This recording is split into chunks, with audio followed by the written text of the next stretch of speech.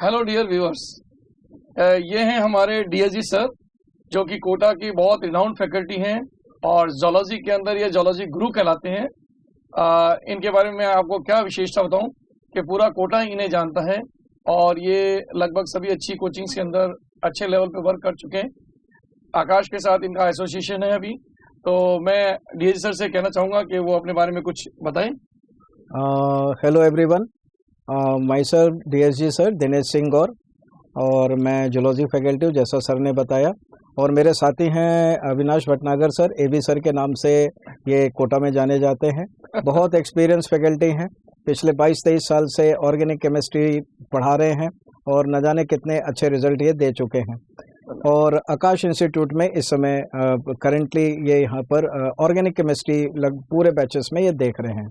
तो आज में हम लोग चर्चा करेंगे कि नीट को कैसे क्रैक किया जाए, how to crack a NEET, how to crack, और किस तरह से हम किस तरह से दे सकते हैं, मतलब क्या स्ट्रेटजी होनी चाहिए और वो डे 1 से इम्प्लीमेंट होनी चाहिए। बिकॉज नीट कोई ऐसा एग्जाम नहीं है कि इन द लास्ट मंथ और in the last 15 days you will do something miracle and you will qualify the examination, that is impossible. So from day 1 you have to make a strategy, और वो strategy क्या होगी वो हम लोग discuss करेंगे आप लोगों के साथ में। एक्चुअली जो बच्चा भी नीट के लिए एंट्री कर रहा है, जैसे सपोज कीजिए अभी किसी घर में अब नीट की प्रिपरेशन के लिए शुरुआत होने वाली है, या सपोज कीजिए इसके अंदर बच्चा भी 10th 11th में, उनके पेरेंट्स ये जिज्ञासा रखते हैं कि भाई नीट के लिए क्या एलिजिबिलिटी या क्या क्राइटेरिया एंट्री करने का। हाँ बिल्कुल सर, तो नीट के लिए जो एलिजिबिलिटी है वो पहली बात तो है कि वहाँ पर आपका फिजिक्स, केमिस्ट्री और बायोलॉजी और इंग्लिश में 12th में आपको क्लियरली पास होना चाहिए। दूसरी बात ये आती है सर कि जो अपना पीसीबी का एग्रीगेट है वो 50% होना जरूरी है। 50% से नीचे नहीं होना चाहिए, नहीं तो आप एप्लीकेबल नहीं होंगे उस चीज के लिए। तो पहली बात मैंने बोला कि पीसीबी और इंग्लिश में पास होना जरूरी है, और एग्रीगेट जो होना चाहिए पीसीबी का वो 50% अपन पीसीबी के अंदर। हाँ पीसीबी, इंग्लिश आपका मस्ट है, लेकिन परसेंटेज जो देखी जाएगी वो पीसीबी की देखी जाएगी। बिल्कुल सर, अगर मैं आपसे पूछना चाहूँ कि नीट में जो बच्चे एस्पायरेंट बनना चाह रहे हैं जी, तो उनके लिए एज का क्या क्राइटेरिया रहेगा? हाँ सर, एज का क्राइटेरिया ये है कि मिनिमम 17 ईयर्स आपके दिसंबर में कंप्लीट होनी चाहिए। देखिए, अगर एग्जाम मान लेते मई में हो रहा है और वो मई में आप 17 हो जाने चाहिए, नहीं तो जो उसी साल आप जो नीट दे रहे हैं, suppose you are appearing for the 2023, तो उसमें आपका दिसंबर तक 30 दिसंबर तक, आपका 31 दिसंबर तक 17 कंप्लीट होना चाहिए। स्टार्टिंग जो 17 से स्टार्ट करते हैं। हाँ 17 से। इसकी अपर लिमिट में अगर बात करें, अपर लिमिट में अब लिमिट नहीं है, जैसा गवर्नमेंट ने पॉलिसी वो करी हुई है, ठीक है ना। लेकिन पहले जो था, जो एससी थे, एसटी थे या ओबीसी थे, उनको 5 ईयर का रिलैक्सेशन था। हाँ बिल्कुल। और अभी मेरे हिसाब से सुप्रीम कोर्ट ने कह रखा है अभी अपर लिमिट नहीं है, अपर लिमिट नहीं है। हो सकता है वो आने वाले में जैसा भी चेंज करेंगे। हाँ, आने वाले मेरे हिसाब से शायद 25 25 ईयर्स के लिए। तो आपने एक तो एलिजिबिलिटी को सुना और एक आपने देखा एज लिमिट का।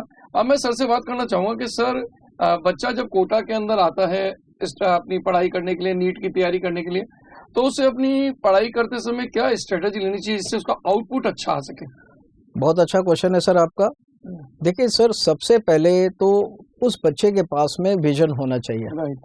उस पे अगर विजन होगा, और वो विजन उसका खुद का होना चाहिए, उस पे किसी तरह से इम्पोज नहीं होना चाहिए। वो अपनी मर्जी से अगर आ रहा है बच्चा, तो विजन लेके आएगा, विजन लेके आएगा तो वो एक्शन करेगा, और एक्शन करेगा तो वो क्या करेगा, वो अपने जो भी स्ट्रेटजी अपनाएगा, जो हम बोलेंगे वो करेगा, उसको इम्प्लीमेंट करने की कोशिश करेगा। तो ये पहली बात है कि विजन उसका बहुत क्लियर होना चाहिए, ठीक है सर। अब दूसरी बात आ जाती है कि अब उसका विजन है, उसने अच्छे इंस्टीट्यूट में एडमिशन ले लिया, उसको चुनाव बहुत सोच समझ के करना चाहिए। पूछा जा रहा था कि अगर वो आता है बच्चा, तो नया है, तो वो कैसे, क्योंकि यहाँ तो बहुत सारे इंस्टीट्यूट है, तो आपको कैसे कहना कि कौन सा वाला इंस्टीट्यूट ज्यादा बेटर रहेगा? ये उसको इंस्टीट्यूट विजिट करना चाहिए, वहाँ की पॉलिसीज को समझना चाहिए, वहाँ की स्ट्रेटजीज को समझना चाहिए, वहाँ पर जो सर्विसेज दी जा रही हैं, जनरली दी जा रही हैं, उनके बारे में उसको मालूम होना चाहिए। फिर उसको समझदारी के साथ में इंस्टीट्यूट का चुनाव करना चाहिए। पढ़ाई के साथ साथ यहाँ रहना भी है, बिल्कुल, साथ इन्वॉल्व भी होना है, बिल्कुल। तो कम से कम उसके लिए एक तरीके से सॉफ्ट रहे, ऐसा इंस्टीट्यूट ले जिससे कि सर उसको लगे कि वो अपने आप को कंफर्ट फील कर रहा है। हाँ बिल्कुल, कहाँ उसकी केयरिंग बेस्ट हो सकती है, बेस्ट हो सकती है, जहाँ उसकी केयरिंग बेस्ट हो सकती है उसको वो वहाँ पे सिलेक्शन करना चाहिए। दूसरी बात, अब बच्चा जब इंस्टीट्यूट में आ गया है तो उसको सबसे पहले ही और she must be familiar with the syllabus. उसको एनसीईआरटी का सिलेबस बहुत साफ तरीके पता होना चाहिए। आपने बहुत अच्छी बात बोली, एनसीईआरटी। तो मेरा बड़ा अच्छा पॉइंट ये वाला भी है सर कि क्या एनसीईआरटी ही फॉलो करनी है? नहीं, एनसीईआरटी देखिए, अगर आप इस बार का पेपर देखते हैं तो पेपर बायोलॉजी का सर टफ आया था। टफ नहीं था, अगर बच्चे ने नोट्स करे होंगे और उसने एनसीईआरटी करी होगी तो बच्चे ने बायोलॉजी का पेपर भी हुआ। अब बच्चा क्या करता है कि वो केवल एनसीईआरटी करता, वो आखिरी दिनों में पढ़ा उसने और उसने नोट्स पे जरा भी फोकस नहीं किया, जिसकी वजह से उसका एग्जाम क्या हो गया। हाँ, आपका एनसीईआरटी भी जरूरी है, बिल्कुल। और अगर आप अपना कोई मॉड्यूल कर रहे हैं तो सर मॉड्यूल वाले में बिल्कुल, आप देखिए, आप 3 चीजें कर सकते हैं। आप एनसीईआरटी मस्ट है, उसको तो हम भूल ही नहीं सकते हैं।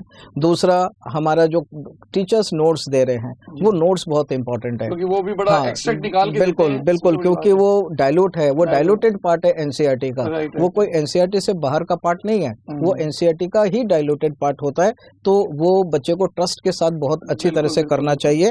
और मॉड्यूल के क्वेश्चंस जो हैं वो जरूरी हैं, जो उनका लेवल है ABC या 1 2 3 दिए होते हैं, उस लेवल को क्वेश्चंस को करना बहुत जरूरी होता है। बच्चों की थ्योरी जो है वो बड़ी अच्छी सी क्लियर हो जाती है, और फिर कहते हैं ना, practice makes a man perfect. तो आपकी जो प्रैक्टिस है वो इन मल्टीपल चॉइस क्वेश्चन या मॉड्यूल से करने से बहुत बढ़िया हो जाती है। बिल्कुल। और एनसीईआरटी नो डाउट आप इसके पैरेलल ले ही रहे हो, तो नो डाउट आपको मल्टीपल चॉइस से काम करने का तरीका पकड़ में आ जाता है। हाँ, मैं ये बोलना चाहता हूँ सर, एनसीईआरटी फिर से कह रहा हूँ, एनसीईआरटी आपको देखने में लग रहा है कि बहुत छोटी सी बुक है, लेकिन वो बहुत कंडेंस मटेरियल है। हर कोई एनसीईआरटी को डाइल्यूट नहीं कर सकता, वो लाइन टू लाइन बता देगा कि हाँ ऐसा हो गया, लेकिन उस लाइन के अंदर क्या कंटेंट है वो आपको कोई एक्सपीरियंस ही बताएगा। बिल्कुल सर। अच्छा सर, एक आपने बहुत बढ़िया बात की तो बताइए आपने इसके बारे में। अच्छा, मैं कहता हूँ जो बच्चा आता है ना, उस बच्चे को थोड़े हेल्थ इश्यूज आ जाते हैं। जनरली वो अपने घर से बाहर निकल कर आ रहा है तो घर में तो मम्मी पापा उसके खाने पीने का पूरा ध्यान रखते हैं। यहाँ पर बच्चे को सारा ध्यान खुद को रखना है, प्लस वो अपने टीचर से डिस्कस करे तो टीचर भी उसको सजेशन देता है। बिल्कुल। तो आप एक सजेशन दीजिए ताकि पेरेंट्स को ये पता लगे कि भाई हेल्थ इशू किस तरह के आएंगे और हमें क्या प्रिकॉशन रखने चाहिए। हाँ, देखिए, होल ऑफ द ईयर 2 साल की जर्नी है। अगर बच्चा 11th में आ रहा है या 12th में आ रहा है तो 1 साल की जर्नी है, या 13th क्लास या ड्रॉपर में आ रहा है तो 1 साल की जर्नी है, और वो अपने पेरेंट्स से या जो घर का एनवायरनमेंट है उससे वो अलग होता है। ठीक है, तो एक तो उसका बच्चा तो बच्चा ही है, उसके मन में एक स्ट्रेस होता है कि घर से वो दूर है यहाँ पर। ठीक है सर। दूसरा क्या होता है, प्रॉपर खाना। घर में तो मदर है, वो ध्यान रखती है, यहाँ पर मदर नहीं है तो बच्चे को अपना ध्यान खुद रखना है। कुछ बच्चे बहुत ज्यादा ध्यान रखते हैं अपना, लेकिन कुछ बच्चे क्या करते हैं, खाने में या पीने में ध्यान नहीं रखते हैं। हाँ, नहीं रखते हैं, बाहर की चीजें ज्यादा खाना, ठीक है, जंक फूड ज्यादा खाना, तो सर वो बहुत जल्दी प्रोन होते हैं जॉइंटिस के लिए। हाँ, बच्चा अपनी जगह, तो पानी का खास तौर पे असर बहुत पड़ता है। और सर कोटा का पानी हैवी पानी होता है, हार्ड हो जाता है, तो उससे दिक्कत नहीं है, क्योंकि यहाँ पे मेरे ख्याल में जितने भी हॉस्टल हैं उनमें आरओ सिस्टम वगैरह सब है, सारा लगा हुआ है, बच्चे को पूरी फैसिलिटी दी जाती है। ये फैसिलिटी हमारे इंस्टीट्यूट के अंदर भी रहती है कि भाई पानी सारा फिल्टर्ड होता है। बिल्कुल होता है। इन चीजों को टाइम टू टाइम चेक भी किया जाता है। बिल्कुल, ये मॉनिटरिंग बहुत जरूरी है, क्योंकि पानी से सर डिजीज ज्यादा बढ़ती है, तो पानी के मामले में तो बहुत ज्यादा कॉन्शियस होना जरूरी है। बिल्कुल, बहुत ज्यादा है, क्योंकि वाटर कंटेंट बॉडी में आप जानते हैं 70% वाटर है, तो वो अगर सही है तो आप सही है। बिल्कुल। और खाने में बच्चे को बहुत सारा ऑयली यूज नहीं करना चाहिए, जंक फूड यूज नहीं करना चाहिए, उसको हेल्दी डाइट लेनी चाहिए। फाइबर्स ले, वो फ्रूट्स ले जिसमें विटामिन हैं, ठीक है ना, एंटीऑक्सीडेंट्स हैं, तो जितना ये फूड को ध्यान रहे। अब होता क्या है कि एक हेल्दी बॉडी में ही हेल्दी ब्रेन होगा। बॉडी अगर हेल्दी नहीं है तो ब्रेन प्रॉपर 100% कैसा देगा, और ब्रेन अगर 100% नहीं देगा सर, तो वो, क्योंकि नीट कोई इजी एग्जाम है, अगर बच्चा स्टडी के साथ चल रहा है तो इजी है, लेकिन इतना भी इजी नहीं है, तो बच्चे को लेबर करना पड़ता है, मेहनत करनी पड़ती है, और वो तभी कर पाएगा, 100% देगा जब उसकी बॉडी उसका साथ देगी, और बॉडी सपोर्ट करेगी तभी उसका ब्रेन सपोर्ट करेगा। हेल्दी बॉडी में हेल्दी ब्रेन, और हेल्दी ब्रेन के साथ सक्सेस श्योर। बिल्कुल, तो बिल्कुल सही कह रहे हैं सर इस मामले में। अच्छा, मैं सर एक बात पूछना चाह रहा था, बच्चा जब पढ़ता है तो पढ़ते समय वो अपनी, अभी तो पढ़ाई कर रहा है, लेकिन वो साथ साथ में अपनी रिवीजन स्ट्रेटेजी बना के चले। भाई ऐसा कोई पॉइंट आप इनको क्लियरिफाई करें कि भाई बच्चा पढ़ाई तो कर रहा है, पढ़ाई के साथ साथ अगर उसकी रिवीजन स्ट्रेटेजी बन जाए तो ताकि उसको उस समय जो लास्ट 11th आवर में जो पेपर देने वाला होगा उस समय उसको पूरा ना पढ़ना पड़े और रिवीजन के थ्रू ही वो अपना सक्सेस हो सके। बिल्कुल सर। तो इसमें सबसे पहली बात ये होती है कि एक रियलिस्टिक टाइम टेबल हमको बनाना चाहिए। बच्चे को एक रियलिस्टिक टाइम टेबल को बनाना चाहिए। रियलिस्टिक का मतलब हुआ कि जिसको बना के फॉलो कर सके। पता चले बहुत स्ट्रिक्ट टाइम टेबल बना लिया 8-9 घंटे का, बच्चा उसको फॉलो नहीं कर पा रहा है, और जब फॉलो नहीं करता है तो उसको क्या होगा, वो फिर अपने आप को गिल्ट फील करता है। रिजिडनेस नहीं होनी चाहिए, रिजिड नहीं होनी चाहिए, फ्लेक्सिबल होना चाहिए। फ्लेक्सिबिलिटी रखिए, ठीक है। और उसके लिए मैं सजेस्ट करता हूँ you people make a diary, एक डायरी आप बनाइए, ठीक है ना। और उस डायरी में आप अपनी प्रायोरिटी को सेट करिए। आप अपनी प्रायोरिटी को सेट करिए कि ये मेरा बहुत, मेरे को नहीं आता है अच्छी तरह से, ये मुझे आता है और ये मेरा बहुत इजी है सर। तो प्रायोरिटी जब सेट हो जाएगी तो आपको मालूम है कि आपको कहाँ पे फोकस करना है, ज्यादा करना है। क्योंकि जो टॉपिक आपको इजी लगता है या जो सब्जेक्ट आपको इजी लगता है, वो फिजिक्स हो, केमिस्ट्री हो या बायोलॉजी हो, कोई भी हो, ठीक है ना, तो आप प्रायोरिटी उसको देना चाहिए जो आपको टफ लगता है या जो मुश्किल लगता है। दूसरा, set out for the long hours. होता क्या है सर, बच्चा 1 घंटा पढ़ा, उठ के चला गया, 1 घंटे का ब्रेक ले लिया, 2 घंटे का ब्रेक ले लिया, ठीक है ना। तो setup for the long hours, आपका 1 आवर्स, जैसे मान लीजिए आप 5 घंटे स्टडी कर रहे हैं सर, तो बच्चे को कम से कम धीरे धीरे डेवलप करना चाहिए कि वो 3 घंटे का एक स्लॉट फिक्स करे। सर ने क्यों बोला, आप सोचो, ये बायोलॉजिकल क्लॉक को सेट करने का तरीका। हाँ, बायोलॉजी का होता क्या है कि आपके sir most of the exam 3 घंटे के हो रहे हैं, और बच्चा क्या करता है, टाइम चेंज हो गया। हाँ, 3 घंटे 20 मिनट हो गया, बच्चों को बेनिफिट दे दिया गया 20 मिनट का, देखो आप। हाँ, नहीं तो 20 मिनट इसलिए दे दिया क्योंकि आप उसमें ओमार फिल करते हैं, अपने नाम, डेट ऑफ बर्थ वगैरह वगैरह, फॉर्मेलिटी में 15-20 मिनट चले जाते थे, तो वो करते हैं। आकाश में तो बकायदा बच्चों को इसके लिए बड़ा हम लोग कहते हैं बच्चों को, कि बच्चों कैसे अपनी बायोलॉजिकल क्लॉक को सेट कीजिए। बिल्कुल, क्योंकि इसका इम्पैक्ट आपके एग्जाम में बहुत बढ़िया पड़ता है। बिल्कुल। और बायोलॉजिकल सेट 1 दिन में नहीं होगा सर, 2 दिन में नहीं होगा, ये आपकी पूरे साल की जर्नी है, जो आपको फ्रूट देगी ठीक नीट वाले दिन, उस दिन। अब होता क्या है कि बच्चा 1.5 घंटा पढ़ रहा है, जी। और 1.5 घंटा पढ़ रहा है, तो उसके ब्रेन को आदत है कि वो 1.5 घंटे तक फोकस रह सकता है। और एग्जाम हुआ 3 घंटे का, बस 1.5-2 घंटे के बाद वो ब्रेन क्या होगा, कनेक्ट हो जाता है, डिस्ट्रैक्ट हो जाएगा, और हाँ, और उसमें उस टाइम में बच्चे का पेपर जो होता है वो खराब हो जाता है। तो इसलिए एक slot we have to set the long slot for the that is for the study, ये हो जाता है। तो बहुत अच्छा सर ने देखो कितना बढ़िया बताया कि आपको अपनी जो बायोलॉजिकल क्लॉक है किस तरह सेट करनी चाहिए। और ये पेरेंट भी इस बात के लिए फोर्स करें अपने बच्चों को कि बच्चों कम से कम एटलीस्ट आप इस तरह से अपनी स्ट्रेटेजी को धीरे धीरे बढ़ाइए, बैठने की अपनी सिटिंग पावर को, कि आप एग्जाम के हिसाब से अभी से प्रिपरेशन करके चलो। बिल्कुल सर। और ये 1 दिन में नहीं होगा, 1 दिन में नहीं होगा, वो ये धीरे धीरे होगा, पर होगा पक्का। हमारे इंस्टीट्यूट में जैसे बच्चे हैं उनको आदत डलाते हैं, बच्चे बैठते हैं, बिल्कुल, मैं देखा 3-3 घंटे बच्चे बैठते हैं, हिलते नहीं अपनी जगह से, तो वही कर पाएंगे सर, ये हो जाता है। एक और सर चीज होती है कि सोते समय पढ़ाई नहीं करनी चाहिए, और पढ़ाई करते समय सोना नहीं चाहिए। अब बच्चे क्या करते हैं, पलंग पे बैठ के सब स्टडी करते हैं। बताओ, पलंग क्या स्टडी करने के लिए बना है? तो आप सोचिए इस बात को यहाँ पर कि सर की बात में कितना बड़ा पॉइंट है कि भाई आपको सोते समय पढ़ना नहीं और पढ़ने के समय सोना नहीं। दैट मीन्स कि अगर आप पलंग पे बैठ के पढ़ाई करोगे, धीरे धीरे सर्दियों में क्या होगा कि आप धीरे धीरे रजाई में घुसते चले जाओगे, और नो डाउट आप पढ़ाई कर नहीं पाओगे। तो सर की बात को ध्यान से देखिए और समझिए कि आपको टेबल और चेयर पे बैठ के ही पढ़ाई करनी चाहिए। बिल्कुल, और टाइमिंग अपना बड़ा सटीक रखना चाहिए इस चीज को। बिल्कुल। एंड एक स्ट्रेटजी में और आता है सर कि best way to improvise the memory skill is the making the short notes. बिल्कुल। आप अगर बहुत बड़ा पैराग्राफ पढ़ रहे हैं और उसमें से पैराग्राफ में आपने कंक्लूडिंग पॉइंट्स को अलग कर लिया, तो आपका 10 या 12 लाइन का 2 लाइन में आ गया। देखो, ये शॉर्टकट करना बहुत जरूरी है। आपको नोट्स बनाने बहुत जरूरी है। बड़ा फायदा मिलेगा। बिल्कुल, यही तो रिवीजन की ट्रेड है, पढ़ना नहीं पड़ेगा। क्योंकि आपके मान लीजिए 15-20 लाइन का पैराग्राफ है, आपने उसका एक कंक्लूडिंग पॉइंट ले लिया कि पैराग्राफ ये कहना चाहता है, और जब ये कहना चाहता है आपने उसको वहीं पे लिख लिया, तो आपको पूरा पढ़ना ही नहीं है। ये हो जाता है यहीं से। ये केवल जोलॉजिकली नहीं है, ये सभी चीजों में काम आ रही है। भाई आपने अगर मान लो जो पूरा पैराग्राफ पढ़ा उसके क्या मेन पॉइंट्स हैं, उनको आप स्टार करके बाहर निकाल लीजिए, उन्हें शॉर्ट नोट में कन्वर्ट कर लीजिए, एलोबरेट तो आप कर ही लोगे दिमाग के अंदर। बिल्कुल। तो ये वाला पॉइंट तो बहुत ही बढ़िया पॉइंट है सर। बिल्कुल सर, बिल्कुल। हाँ, और ये जैसे ये हो गया, अब जैसे शॉर्ट नोट हो गए, अब वो short note sir they should be revise regularly.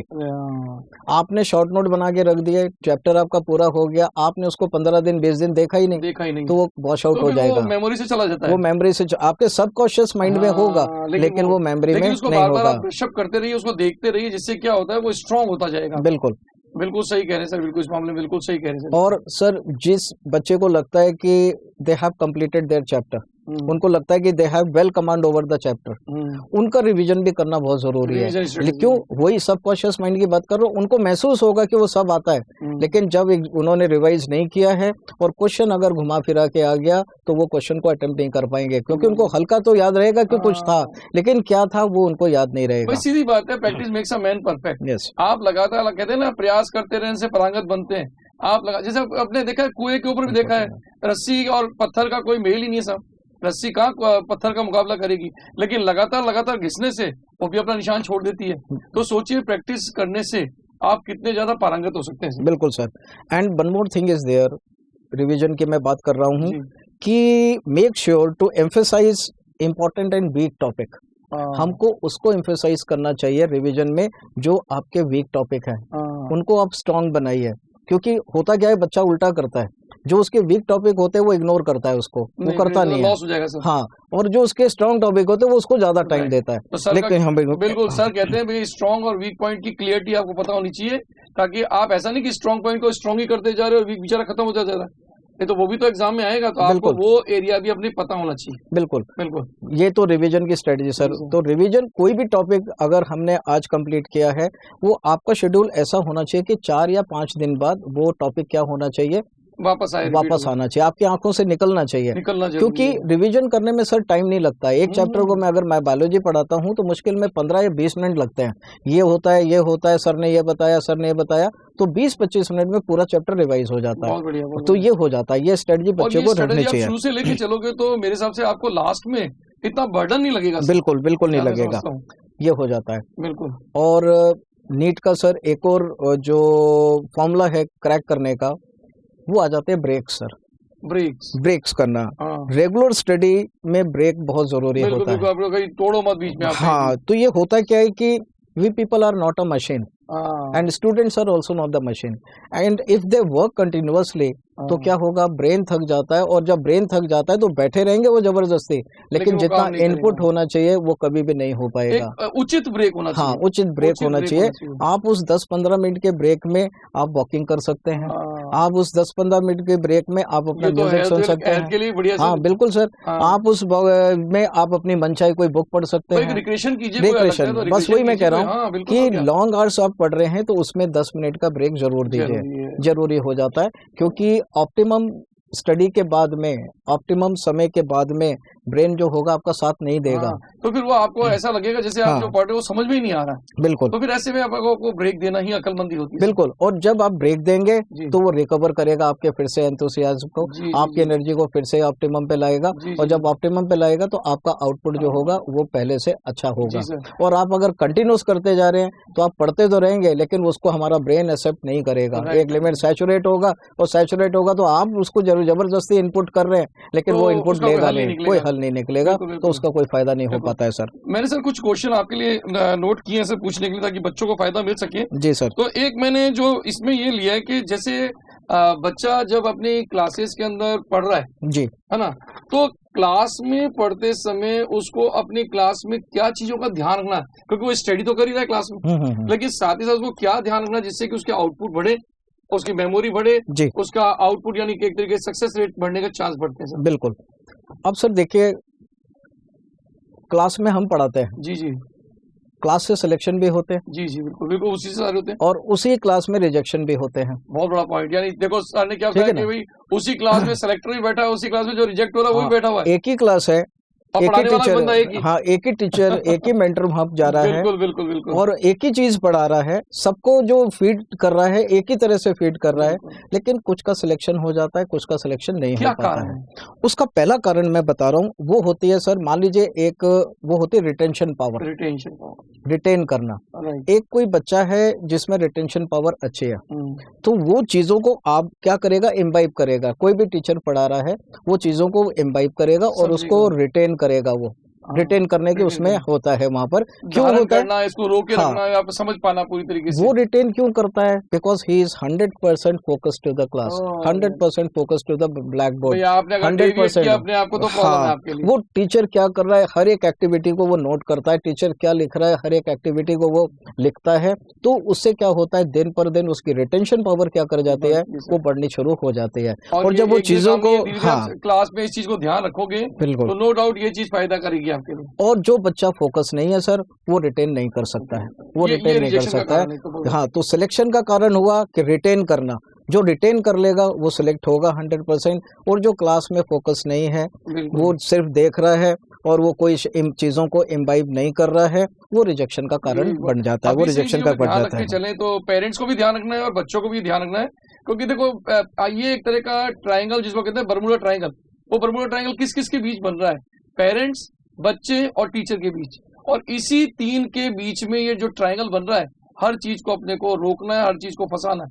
तो आप अगर सक्सेस रेट को लाना चाहते हो तो इन तीन के बीच में अपने को चलना चाहिए। बिल्कुल बिल्कुल बिल्कुल। दूसरा फैक्टर बता रहा हूँ सर, कंपैरेबल फैक्टर बता रहा हूँ सिलेक्शन और रिजेक्शन का, वो होता है अंडरस्टैंडिंग।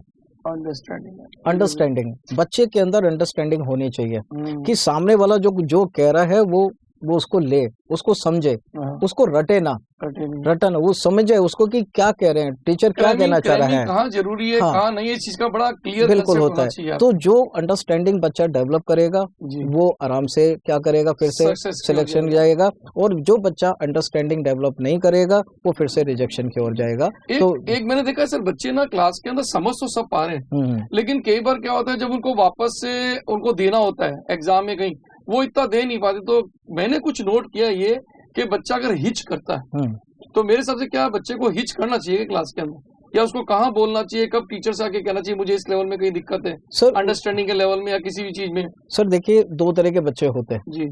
एक बच्चा जो होता है उसको अगर बोर्ड पे इसको समझ में नहीं आया जी, तो इमीडिएटली ही और she will raise the hand, बिल्कुल, और वो पूछेगा सर ये आपने जो पढ़ाया ये क्या है। थोड़े परसेंटेज में कम ही होते हैं, थोड़े नहीं बहुत कम होते हैं। मोस्ट ऑफ द स्टूडेंट वो हेजिटेट करते हैं पूछने के लिए, वो ना क्लास में पूछते हैं और ना वो बाहर पूछते हैं। तो ये बच्चे को सोचना चाहिए कि वो अपने मेंटर के साथ में कम्युनिकेशन गैप को कम करे, बिल्कुल, ये वो नहीं आनी चाहिए, जरा भी हेजिटेट नहीं होना चाहिए। आपको अगर नहीं आता है तो आप ये मत सोचिए कि यार ये मेरे बगल वाले बच्चे को तो आता है, मुझे नहीं आता तो ये क्या सोचेगा। आपको ये नहीं सोचना है, आपको नहीं आता है, नहीं आता है, without any hesitation you ask in the class, without any, if you hesitate to ask in the class, आप सर को बाहर जाइए, वहां पूछ लीजिए। और फिर भी आपको लगता है कि नहीं मेरे को बाकी बच्चे देख रहे हैं, तो आप सर हमारे डाउट काउंटर से इतने रहते हैं 24, वहाँ पे बिल्कुल अपने आकाश के अंदर तो बकायदा डाउट काउंटर इस तरह से लगे हुए हैं कि बच्चे को कोई प्रॉब्लम नहीं आनी चाहिए। सुबह 7 बजे से शाम को 8:30 बजे तक आपको हर सब्जेक्ट का टीचर वहाँ मिलेगा। इस मामले में पेरेंट का भी सपोर्ट लेना चाहिए सर, बिल्कुल, कि पेरेंट भी अपने बच्चों को ये कहें कि बच्चों अगर आप हिच कर रहे हो, पहले तो हिच नहीं करनी चाहिए, आप क्लास में बेझिझक होकर पूछा करो। लेकिन अगर आपको कहीं हिच लग रही है तो नो डाउट आप सर के साथ बाहर आ जाओ, आप उनसे पूछिए। फिर भी सर ने तीसरा पॉइंट बहुत बढ़िया बताया, क्योंकि अगर आपको मान लो तब भी आप नहीं पूछ पाए, 2 दिन लग गया, 3 दिन लग गया, तो घबराने की जरूरत नहीं है। बिल्कुल, आप काउंटर पे आइए, काउंटर पे सब अवेलेबल है।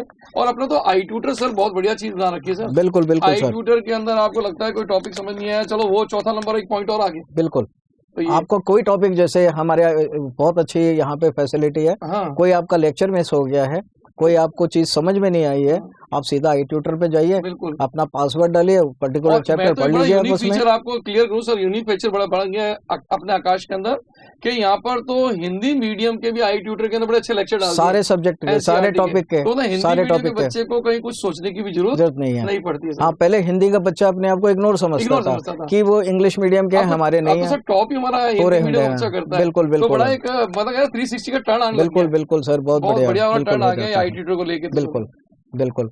अब सर एक और फैक्टर होता है जी सिलेक्शन और रिजेक्शन के बीच में, और वो बच्चों होता है रेंज ऑफ ऑरिजिन।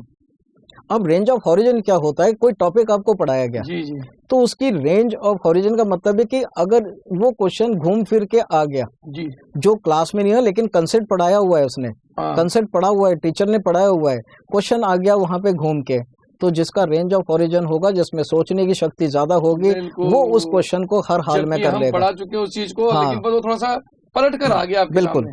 तो ये जो पहचानने की क्षमता है ना क्वेश्चन को, वो एक इतना बढ़िया तरीके से डेवलप अगर कोई बच्चा कर ले, तो सिलेक्शन कोई पक्का। उससे हटा नहीं सकता। इसको बोलते हैं वाइडर रेंज ऑफ थिंकिंग। आप अगर इसी पर्टिकुलर चीज को, कंसेप्ट को आप उसको ब्रॉडली सोच रहे हो, बिल्कुल, बिल्कुल। तो आपका अगर क्वेश्चन टफ भी आ गया तो आप पैनिक नहीं होंगे, बिल्कुल, आप उसको सॉल्व कर लेंगे आपकी इंटेलेक्चुअल क्वालिटी की वजह से। बिल्कुल। और वहीं पे दूसरा बच्चा है, वो क्या करेगा, वो मुश्किल देखेगा। जैसे अभी अपना बायोलॉजी का पेपर आप जानते हैं, राइट, नीट में राइट, टफ आया, राइट। बिल्कुल, तो बिल्कुल। अधिकतर बच्चों ने पढ़ा ही नहीं उसको, उनका हाँ। पढ़ा हुआ था, लेकिन उन्होंने लेंथ देखी क्वेश्चन की वो और उसको क्विट कर दिया वो अपनी उन्होंने। तरफ से सोच के पहले से ही प्रेजुडिस हो गए कि साहब ये तो मैं कर ही नहीं पाऊंगा, ये तो लंबाई इतनी है कि मेरे को इसमें समझ नहीं आएगा। हाँ, तो ये तरीका थोड़ा गलत है। आप उसको ढंग से पढ़ते और देखते तो पता चलता साहब जी इसका तो बिल्कुल छोटा सा आंसर जो आप ऑलरेडी निकाल चुके हो। बिल्कुल। इसको क्लास के बोलते अंदर। हैं नैरो हॉरिजॉन सर। हाँ। वो ज्यादा सोचता नहीं है, हाँ। छोटा क्वेश्चन मिल गया कर दिया, बड़ा क्वेश्चन मिला वो पहले ही हो गया कि ये मेरे ना से वो होगा नहीं। लंबाई देख के कठिन और इजी हाँ। ये मत समझिए आप। बिल्कुल और कई बिल्कुल बार इतना लंबा लिखा होता है लेकिन होता बहुत इजी है सर। बिल्कुल। तो इस चीज को समझ के चलना चाहिए। हाँ, ये सर अपना सिलेक्शन और रिजेक्शन हाँ। एक कारण वो आता है सर, जी जी जी। उसको बोलते हैं पीयर ग्रुप हम लोग। हाँ, पीयर ग्रुप, ये देखो सबसे बड़ा पॉइंट ठीक है ना, पीयर ग्रुप कैसे होना ये चाहिए। कोटा में जो बच्चे आ रहे हैं ये सबसे इम्पोर्टेंट है बच्चों आपकी सक्सेस के लिए सर, बच्चों की सक्सेस के लिए वो है उनका पीयर ग्रुप। पेरेंट बड़े अब परेशान रहते हैं इस हाँ, बात को लेकर। अब फिर से वही दो बच्चे आ जाते हैं। हाँ। एक बच्चे का जो पीयर ग्रुप है वो ऐसा है जो कि फ्रूटफुल डिस्कशन करता है, गॉसिपिंग नहीं करता है, गॉसिपिंग और नहीं करता है, फालतू बात नहीं फालतू करता बात है, नहीं करता है। क्वेश्चन डिस्कशन करते हैं। बहुत बढ़िया दो point है। बच्चे पैदल जा रहे हैं तो भी वो डिस्कस कर रहे हैं कि यार फिजिक्स में ये फॉर्मूला कहाँ पे अप्लाई हो और सर मेरे जाएगा। ऐसे में बड़ा याद रहता है सर। मैं अब वही मैं कह रहा हूँ, हाँ। आपने एक क्वेश्चन मेरे से किया, बिल्कुल बिल्कुल। आपने मेरे से किया, मैंने आपसे किया, तो वो क्वेश्चन हम कभी नहीं भूलेंगे। ये हुआ पीयर ग्रुप। Peer group। और वहीं पे एक दूसरा बच्चा है, फिर से वो ऑप्शन आ हाँ, जाता है, उसका ग्रुप क्या है, फालतू बात करने वाला वही, है, वही, वही, ठीक है ना, डिस्ट्रैक्ट वाला है। इसमें क्या तो होता है, बच्चा अगर डिस्ट्रैक्ट कर देगा तो मानी बात है फिर आपकी जो सोच है वो खत्म हो जाएगी। बिल्कुल, तो जो पीयर ग्रुप है, जो जी। उसके फ्रेंड्स हैं, वो बिल्कुल बहुत बड़ा एक सपोर्ट करते हैं अगर अच्छे फ्रेंड हैं सिलेक्शन में। पहली बात तो मैं आपसे ये कहना चाहूंगा जो सर की बात को काटते हुए कि भाई अगर आप कोटा में आए हो तो पहली बात तो फ्रेंड सर्किल बढ़ाना ही नहीं है। देखो टू दी पॉइंट क्लियर है, ये पेरेंट्स भी बोलते हैं, हम भी बोलते हैं, लेकिन ऐसे अपने सिलेक्टेड अपने फ्रेंड सर्किल को डेवलप कीजिए जो आपको पढ़ाई में आपको एनहांस करता हो, यानी अपने से बढ़िया वाले को फ्रेंड बनाओ, बिल्कुल जिससे आपको फायदा मिलेगा। बिल्कुल। आपके जो आपके देखिए बच्चों, मैं फिर से कह रहा हूँ कि आपके फ्रेंड्स, आपकी जो भी आपके फ्रेंड्स हैं वो आपके डिसाइड, आप क्योंकि एक ऑरा क्रिएट करेंगे, आपके जी, पास जी। जैसे दोस्त होंगे सर वैसे ही आपका एनवायरनमेंट वैसे ही है। होगा, ठीक है ना। अगर वो अच्छे दोस्त हैं आपके, मैं बोल रहा हूँ गुड फ्रेंड्स हैं, वो आपको सपोर्ट करेंगे आपके मेडिकल कॉलेज तक ले जाने के लिए। और यकीन मानिए अगर आपकी संगत खराब हो गई है तो आप किसी भी हालत, गेट तो छोड़िए, आप क्लास में नहीं एंटर सर करेंगे। मैंने ये वो देखा है चाहते कि हैं सर ऐसा पीयर ग्रुप जो बहुत बढ़िया वाला है वो बच्चे एक साथ सारे सेलेक्ट ग्रुप में सेलेक्ट होते हैं। सेलेक्ट हो गए। बिल्कुल और अब जिनका ग्रुप अच्छा नहीं था बिल्कुल तो बेचारा वो तो खराब हुए, साथ में वो जो बेचारे दूसरे थे वो भी सबके सब सिलेक्शन से रह गए। बिल्कुल सर, तो ये पीयर ग्रुप तो बड़ा बढ़िया होना चाहिए सर। बिल्कुल अच्छा होना चाहिए, बिल्कुल, क्योंकि जैसा एनवायरनमेंट होगा हम वैसे ही बनेंगे सर। बिल्कुल बिल्कुल। अब एक और आता है सर सिलेक्शन और रिजेक्शन के बीच जी, में, वो आती है क्यूरियोसिटी। क्यूरियोसिटी। अब होता होनी क्या चाहिए। है कि बच्चा पढ़ रहा है, जी बच्चे ने एक बार एनसीईआरटी पढ़ी, 2 बार एनसीईआरटी पढ़ी, 3 बार एनसीईआरटी पढ़ी, वो क्या हो जाता है, सैचुरेट हो जाता है। लेकिन जिस बच्चे का सिलेक्शन होता है सर, वो 100 बार पढ़ने के बाद भी सैचुरेट नहीं होता है। उसके मन में हर पल एक बार पढ़ने के बाद फिर क्यूरियोसिटी होती है कि मैं 2 बार पढ़ा है, और फिर होती है। तो वो क्या करता है, अगर वो क्यूरियस है तो वो अपनी पढ़ाई से बोर नहीं होगा।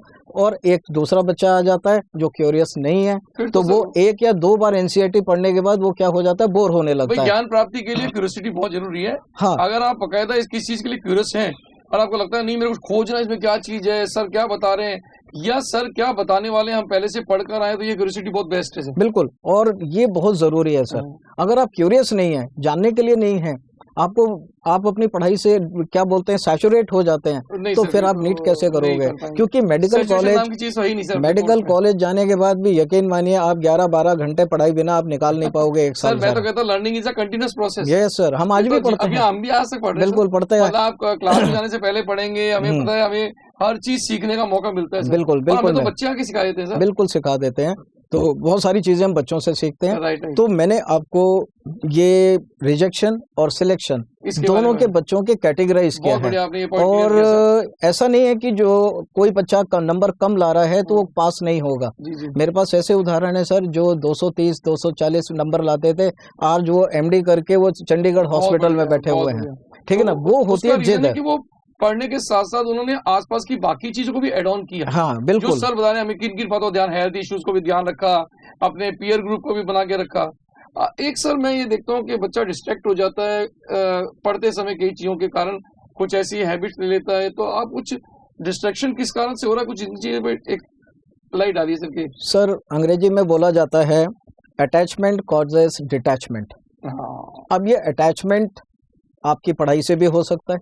अगर आपका अटैचमेंट पढ़ाई से हो गया है तो बाकी चीजों से आपका डिटैचमेंट हो जाएगा। और आपका अगर अटैचमेंट सर पढ़ाई के अलावा दूसरी चीजों से हो गया है तो फिर पढ़ाई से आपका डिटैचमेंट हो जाएगा। तो सबसे बड़ा जो डिस्ट्रैक्शन है, मैं पेरेंट्स से भी यही कहना चाहूंगा कि सबसे बड़ा जो डिस्ट्रैक्शन है वो है मोबाइल। ये बड़ी समस्या है। और वो भी स्मार्टफोन, जो स्मार्टफोन है वो बच्चों का इतना टाइम किल करते हैं कि मैं कह नहीं सकता हूँ। और सबसे बड़ी बात है बच्चों को इसका एडिक्शन है। आप मोबाइल ले लो बच्चा, बच्चों का आप मोबाइल ले लो सर, वो इतना मतलब फ्यूरियस हो जाता है, ऐसा लगता है कि पता नहीं क्या कर लिया है उसने बस में। और ये सबसे बड़ा डिस्ट्रैक्शन है। मेरे पेरेंट्स से रिक्वेस्ट यही है कि वो फोन दें, लेकिन उस बच्चे को ये जरूर समझाएं कि फोन कब यूज करना है और कब यूज नहीं करना है। और सर मेरे हिसाब से अगर वो आप नॉर्मल पैड वाला फोन भी देते हैं तो मेरे हिसाब से बच्चों के लिए वो भी बढ़िया है, ऐसी कोई दिक्कत नहीं है। बिल्कुल। तो ऑफलाइन क्लासेस सही चल रही है, ऑफलाइन क्लास चल रही है। अगर आप उसको नॉन एंड्रॉइड फोन भी दे देंगे तो फोन होना चाहिए, आप वो पेरेंट्स के कनेक्टिविटी में हो, अपने अच्छे दोस्त की कनेक्टिविटी में हो, लेकिन उसमें नेटफ्लिक्स ऐड करके, उसमें दूसरे चैनल ऐड करके, ऐप लगा के, तो वो पूरा 100% क्या हो जाता है सर, वो वेस्टेज ऑफ टाइम होता है। मैं ये देखता हूँ जो बच्चे सिलेक्ट हुए या टॉप रैंक पे आते हैं या मेरिट में जैसे IAS वगैरह सिलेक्ट होते हैं, मैंने जनरली उनके जो इंटरव्यूज देखे हैं वो जनरली ये बात बड़ा कहते हैं कि सर मैं तो सोशल नेटवर्क से हट गया, बिल्कुल है ना, मैंने ये मोबाइल जो स्मार्ट वाले सारों को हटा दिया। तो ये बड़ा असर पड़ता है इन चीजों, थोड़ा नहीं बहुत पड़ता है बहुत सर। ये मोबाइल बहुत बड़ा डिस्ट्रैक्शन है। बच्चे का 70% टाइम जो होता है मोबाइल में जाता है। आप तपस्या एक बार कर रहे हैं, इस तपस्या को कर लें तो बच्चों का सिलेक्शन रेट हाई हो जाएगा बहुत ज्यादा। और ये बात तो पेरेंट को भी कहनी चाहिए अपने बच्चों को कि भाई आप ये मोबाइल के ऊपर थोड़ा सा कम। बिल्कुल। और ये सर मोबाइल जो है ना, ये बच्चे के और मेडिकल कॉलेज के बीच में खड़ा हुआ है। अगर आप इस मोबाइल को हटा देते हैं, बच्चा बड़ी आसानी से मेडिकल श्योर हो जाएगा सर। लेकिन हाँ, क्योंकि 70% टाइम वो बच्चा जो है वो अपने मोबाइल पे बिजी है, किसी भी हो, सोशल साइट हो या फेसबुक हो, कुछ भी हो। अभी मैं देख भी रहा था, वो कहते कि आजकल इज्जत के लिए खड़ा होना जरूरी नहीं है, अगर आप अपना मोबाइल भी किनारे रख दोगे तो ये भी एक बहुत बड़ी इज्जत है। बिल्कुल, ये मैं देखा था। कहावतें बदल गई सब। बिल्कुल सर। तो मेरे बच्चों किनारे रख दो। और मैं बच्चों से, आप यकीन नहीं मानेंगे सर, स्टूडेंट है हमारे अपने इंस्टीट्यूट के हैं, वो आके मुझे मोबाइल जमा कर दिया सर, बोले कि सर मैं इससे दूर नहीं रह सकता हूँ, मैं इससे दूर नहीं रह सकता हूँ, आप मेरा मोबाइल ले लीजिए and I will collect the day I will be selected in the medical college. ऐसे बच्चे भी हैं सर, ये है। और ऐसे बच्चे सिलेक्ट होते हैं और हमने तो देखे हैं ऐसे बच्चे। हाँ, वो खुद कह रहे हैं कि सर इससे हम मतलब ये छूटता ही नहीं है, इसको रख देंगे, पढ़ेंगे, लेकिन मन इतना लगता है कि जाके उसको मोबाइल को दोबारा लेंगे तो चला जाता है सर, वो हो जाता है। तो ये बहुत जरूरी हो जाती है। और एक और मैं बोलूंगा सर कि जब तक आप मोबाइल यूज करेंगे आपका इंटरेस्ट आपकी स्टडीज में नहीं होगा, किसी कीमत पे नहीं होगा। मानी फिर आपको इंटरेस्ट चीज उसमें दिखाई देने लग बिल्कुल बिल्कुल, आप दूसरी चीजें वहाँ पे आप करना शुरू कर देंगे। तो ये सबसे बड़ा डिस्ट्रैक्शन यहाँ पर ये हो जाता है। दूसरा, मैंने पीयर ग्रुप आपको बताया था कि अगर आपका पीयर ग्रुप ठीक नहीं है तो वो पूरे कोटा में घूमने की कोशिश करेगा, कोटा के आसपास घूमने की कोशिश करेगा, लेकिन पढ़ाई छोड़ के वो सब कुछ करना शुरू कर देगा। पढ़ाई के लिए आप यहाँ पर आ रहे हैं। बिल्कुल, पढ़ाई के लिए। तो क्योंकि देखिए आकाश के अंदर भी खासतौर पे जो स्ट्रेटेजी बनाई जाती है वो इन्हीं बातों को लेकर बनाई जाती है ताकि बच्चा डिस्ट्रैक्ट नहीं हो। और साथ में हमारा जो NCERT बेस्ड पेपर सिस्टम है, ये सारी बातें इसके अंदर सपोर्ट करती हैं। तो मैं तो पेरेंट्स से और सभी से कहूंगा, और सर की बात बड़ी मेरे को सही लगी कि भाई आप अपने इन छोटी छोटी बातों को अगर ध्यान रख लें और प्लस आप पढ़ाई जो कर रहे हैं, तो ये सारों का जो कॉम्बिनेशन है सर, वो आपके सिलेक्शन के लिए 100% श्योर है। बिल्कुल सर, मैं वही कह रहा हूँ ना कि बच्चा विजन लेके आ रहा है, अगर उसके पास विजन है तो वो एक्शन करेगा, एक्शन करेगा तो 100% सिलेक्शन होगा, 100% सिलेक्शन होगा। होता क्या है कि बच्चा विजन तो लेके आ जाता है, वो उस पे एक्शन नहीं करता है, वो इसीलिए हाँ वो वजह, हाँ जो मैंने आपको बहुत सारे कारण बताए। तो सर की बात का बहुत बढ़िया, पेरेंट्स भी और स्टूडेंट भी सभी जने इस चीज का ध्यान रखें। और ये छोटे छोटे पॉइंट्स अगर आप समझ लें तो सोचिए आपको नीट क्रैक करना बिल्कुल आसान है, आसान हो गया। हमारे जैसे सर जैसे पूरा सिस्टम, हमारे जो रिस्पेक्टेड RD सर हैं, वो शायद इतना बच्चों के लिए सोचते हैं कि हम नहीं सोचते हैं अपने बच्चों के लिए, वो यहाँ पे सोचते हैं बच्चों के लिए।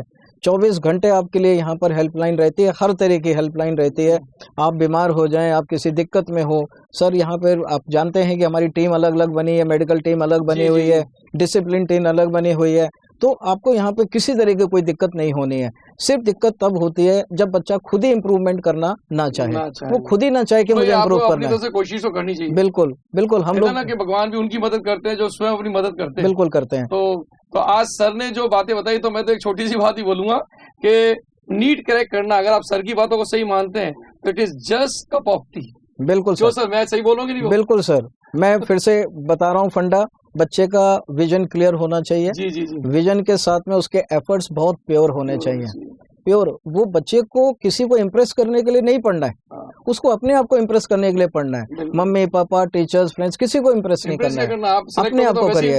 वही मैं कह रहा हूँ भाई, हम तो इसी से खुश होते हैं भाई कि हमारा बच्चा सेलेक्ट हो गया। बिल्कुल, the day you will impress yourself everybody will get impressed, ये हो जाता है। और उसके लिए सिंपल सा फॉर्मूला है, फिर से बता रहा हूँ, आपको एनसीईआरटी अच्छे से करनी है। करने के मतलब है उसको रटना नहीं है, समझना है, ठीक है ना। आपको नोट्स करने हैं और सर रेगुलर प्रैक्टिस क्वेश्चन, जो रिवीजन वर्ड हम बोलते हैं, वो करना है। कोई वजह ही नहीं हो सकती कि बच्चा सेलेक्ट ना हो। जैसा कहा, तो ये सब चीजों को ध्यान रखिए आप। बिल्कुल, और सिलेक्शन दूर नहीं है। और आकाश, मैं बात करूँ तो क्वालिटी मटेरियल है सर हमारा, एनसीईआरटी बेस है, क्वालिटी मटेरियल है, और जो कुछ उसके एनसीईआरटी के बाहर है वो उसी से रिलेटेड है। अब जिसको ज्ञान ही नहीं है एनसीईआरटी का कि बोले ये तो बाहर है, बाहर कुछ भी नहीं है, वो एनसीईआरटी का डाइल्यूटेड पार्ट है। वो है तो बहुत हाई क्वालिटी मटेरियल है आकाश का, और यही है कि बच्चे का रिजल्ट वो हो जाता है, अच्छा होगा, बिल्कुल होगा, ये हो जाता है सर। तो मैं आज इस बात को हम कंक्लूड करते हैं कि बच्चों, जो सर ने आज डीएसजी सर ने इतनी बढ़िया बातें की और हमारा डिस्कशन हुआ, तो नो डाउट पेरेंट और बच्चे इस चीज को बड़ा ध्यान से देखेंगे। और 110% मैं श्योर हूं कि अगर आपने इन चीजों का ध्यान रखा तो सिलेक्शन कहीं नहीं गया। बिल्कुल बिल्कुल, आपके अंदर अगर जिद है सिलेक्ट होने की, तो हमको पढ़ाने की जिद है, आपको सिलेक्ट कराने की, पक्की बात है ये। और दोनों की जिद जब मिल जाएगी ना, तो ये बहुत बड़ी जिद हो जाती है, और ये हम बड़े से बड़ी चीजों को क्या कर लेंगे, हम उसको जीत सकते हैं। आप अपने नीट एग्जाम को आप जीत सकते हैं बड़ी आसानी से के साथ में। सिर्फ आपको सिस्टम फॉलो करना है, सिर्फ जो आपके रिस्पेक्टेड मेंटर्स, टीचर्स, फैकल्टी जो आपसे कह रहे हैं, 100% ट्रस्ट के साथ में आपको उनको फॉलो करना है। कोई वजह ही नहीं हो सकती कि आपका सिलेक्शन ना हो। सो ऑल द बेस्ट बच्चों, thank you so much for giving us time, thank you, best of luck.